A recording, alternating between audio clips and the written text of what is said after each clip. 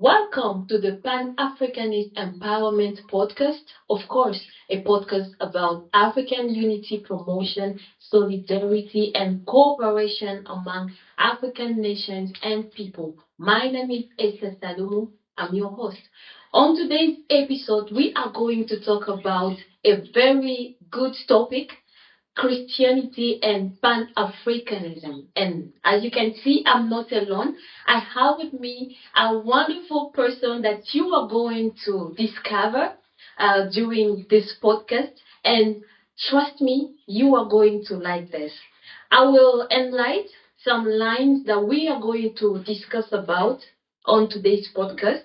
And this will include the historical journey of Christianity in Africa, the Christianity and Ubuntu. We all know the philosophy of Ubuntu. We are going to discuss about that one too. We are going to talk about Africanization of Christianity or Africanizing Christianity. We shall talk about African independent churches.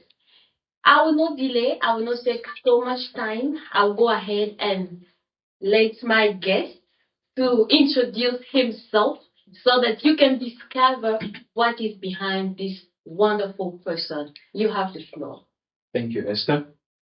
Salutations to everyone viewing. I'm by the names of Pastor Isaac Musinguzi. That's my surname as an African. Okay. And I'm happy to be on this platform. Apart from that, I am a Ugandan. Mm-hmm. I am an African. Yeah. I am a Pan-Africanist. Wow. Not forgetting that I am also a Christian. Mm-hmm. I'm also a youth. But among other things, some of the things that won't change are the things that I've mentioned above. Mm-hmm. But the thing that will change will be my age. So it is a good thing that as I am a youth right now, and I am a Christian, of course that one won't change, let me use and utilize my youthfulness right now to air out Pan-Africanism and Christianity and how they come home. Thank you so much, Pastor Isaac. We are so honored to have you today. You know, Pastor, today's topic is very important because we all know what is happening in Africa concerning religion, mostly Christianity. There are so much critics out there that people are running around saying that Christianity is keeping Africa into poverty, Christianity is keeping Africa into chaos. And I'm very happy that this is the right person, a pastor, that is going to speak to us today. And I will just go ahead and give the floor to Pastor Isaac so that we can understand what is Christianity and Pan-Africanism. Do they match? Can a Christian be a Pan-Africanist? Do you think Christianity is the basis of our problem in Africa? Pastor, you have the floor. Thank you. When you look at the foundation of Christianity, it evolves from the word Christ. So which means we are to emulate the life that Christ lived. Yeah. When Christ came, most of the people that were his disciples, he found them doing something. None of them was there and they were idle. This refers me back to a certain friend of mine. Right now, he was serving in Uganda, but he left. So one time I happened to ask him, I'm like, okay, how did you end up joining this organization you're in? You were a Christian, and the tremendous growth that you have in life. He opened my eyes to something. He said that there are laws that govern people, regardless whether you're a Christian or not, regardless whether you're an African or not. There are laws that govern each and every one of us. Okay. Are we together? Yeah. Now, those very laws, one, you have to work. Now, when it comes to Christianity and poverty, now, gone are the days when they'd say as poor as a church rat. Yeah. Why? Because they thought that the people who were in churches were people who were poor and they were not progressing in life.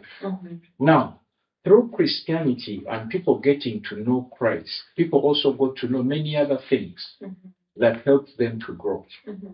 We see, when you look at the Bible, it's not just a book about scriptures and everything. Yeah. Itself, the Bible is also a book of historical events. Yes. It has wisdom in it.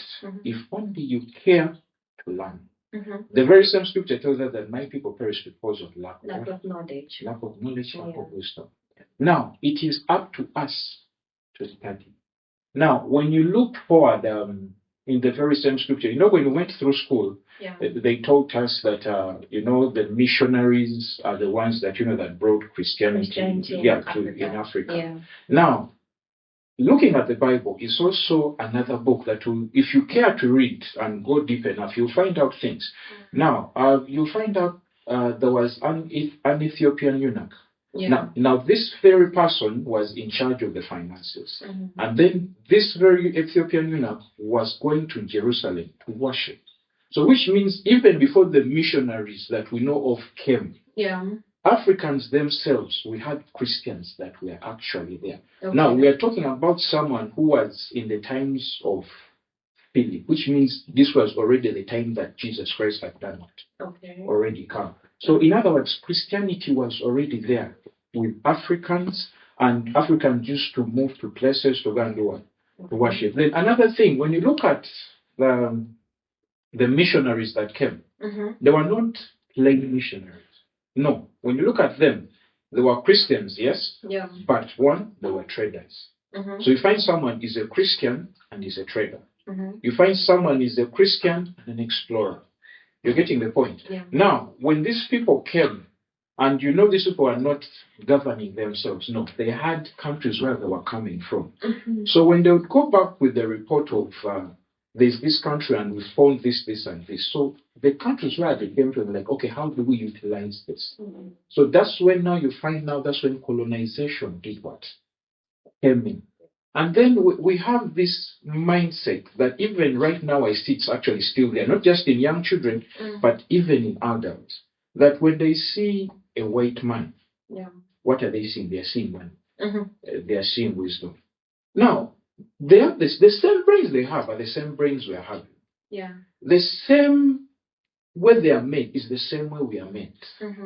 They are not that special. When it comes to difference, might be difference of skin color and melanin and all that. But if we only care to use our minds. Now, when the white man or the missionaries, or how you'd want to put it, when they came to bring the gospel to Africa, now they found these very Africans, they were willing, which means they were learned. Otherwise, now, how are you going to let two people who actually are having a difference in languages? Because trust me, the other one is speaking a different language, is also speaking a different language. But at the end of the day, they were able to understand one. So now, if they're able to understand one another, which means now our own mindset had also to do what? To change. Which means the Africans received the gospel of Christianity. They received it. They understood it. Now, among the things that you spoke about when we were beginning, you talked about the Ubuntu and African independent churches. Now, when you look at that, which means the Africans had already accepted, but now the differences came in when there were issues of segregation. There were issues of looking down upon the Africans. And right now, it's not even just a challenge of what was then.